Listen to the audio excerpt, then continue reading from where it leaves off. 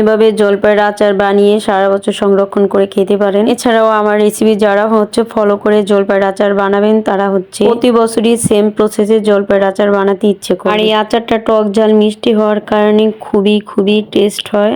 আর perfect ভাবে টক ঝাল মিষ্টি জলপাইয়ের আচার বানাতে চাইলে আমার রেসিপি ফলো করতে পারেন। আচার বানানোর জন্য এখানে হচ্ছে আমি 1.5 কেজি জলপাই নিয়ে নিছি। আর জলপাইগুলো খুব ভালো করে ধুয়ে তারপর হচ্ছে আমি মাঝখানে একটু ফেরে দিছি, যে দেখেন, যাতে জলপাইটা খেতে বেশি টেস্ট হয়। আর হচ্ছে আপনার সব ধরনের মশলা জলপাইয়ের ভিতরে যায়। আচার বানানোর জন্য প্রথমে আমি একটা মশলা বানিয়ে নিব। এর জন্য আমি একটা ফ্রাই প্যান বসিয়ে তারপরে হচ্ছে এখানে আমি 3 চামচ পাঁচফোড়ন দিলাম। আর পাঁচফোড়নটা হচ্ছে আমি হালকা করে ভেজে নিব। পাঁচফোড়নের সুন্দর একটা স্মেল আসলেই হচ্ছে পাঁচফোড়নটা আমি নামিয়ে ফেলবো। পাঁচফোড়নটা একটু পুড়ে গেলে তখন কিন্তু আর আচারটা খেতে বেশি ভালো লাগবে না, আর একটু তিতো ভাব আসবে। আর এখানে আমি 7-8টা শুকনো মরিচ হালকা করে ভেজে নিব।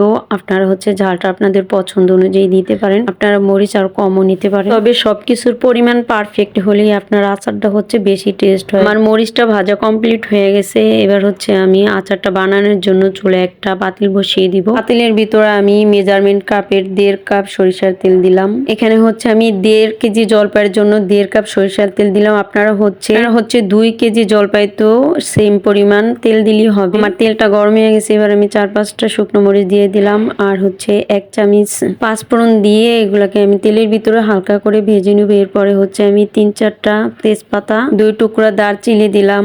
এগুলো আমি তেলের ভিতরে একটু ভেজে তারপরে হচ্ছে অন্য মশলাগুলো আমি দিয়ে দিব। আপনারা যারা আমার রেসিপি ফলো করে আচার বানাবেন তারা হচ্ছে কোথাও স্কিপ না ফুল ভিডিও দেখে তারপরে হচ্ছে আচারটা বানাবেন, তাহলে আমার মতো পারফেক্ট ভাবে টক ঝাল মিষ্টি আচার বানাতে পারবেন। তো তেলের ভিতর আমি 2 চামচ গুঁড়া মরিচের গুঁড়া আর হচ্ছে 1/2 চামচ হলুদ গুঁড়া, 2 চামচ সরিষা বাটা, মিডিয়াম সাইজের একটা ইন্ডিয়ান রসুন আমি হচ্ছে কুচি করে তারপরে এগুলোর ভিতরে এখন দিয়ে দিলাম। সবগুলো মশলা হচ্ছে আমি কিছুক্ষণ ভেজে নিব।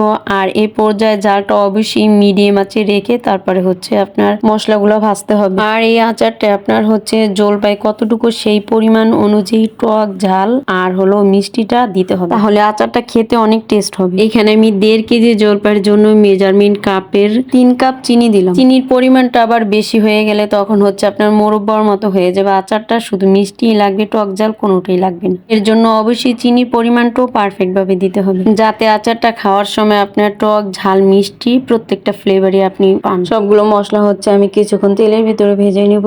এরপরে হচ্ছে আমি সামান্য একটু পানি দিয়ে জলপাইগুলো দিয়ে দিব। ভাজা হয়ে গেছে। এবার হচ্ছে আমি সামান্য একটু পানি দিয়ে দিলাম। পানিটা একটু বলক আসলে এরপরে হচ্ছে আমি জলপাইগুলো দিয়ে দিব। এই যে দেখেন জলপাইগুলো দিয়ে দিচ্ছি, কারণ হচ্ছে পানিটা একটু বলক আসছে। আর এখানে আমি ঢাকনা দিয়ে ঢেকে জলপাইটা আর জালটা মিডিয়াম টু হাই হিটে রেখে তারপর হচ্ছে ঢাকনা দিয়ে ঢেকে 30 মিনিট রান্না করব। আর মাঝে মাঝে ঢাকনা খুলে একটু নেড়ে চেড়ে দিব, যাতে আচারটা পাতিলের নিচে লেগে না যায়। আমি পরিমাণ মতো লবণ দিয়ে দিলাম।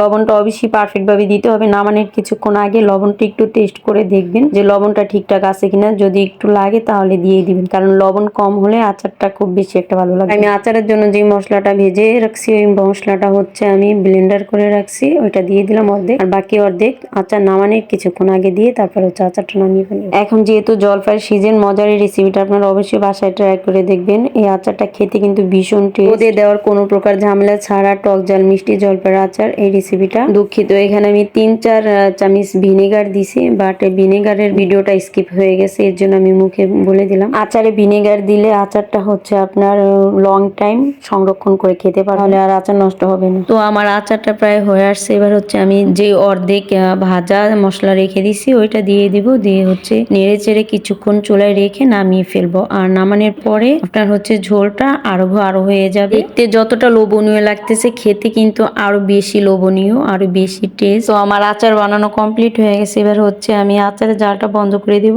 আর আচারটা ঠান্ডা হওয়ার পর আপনাদেরকে পরিবেশন করে দেখিয়ে দিচ্ছি।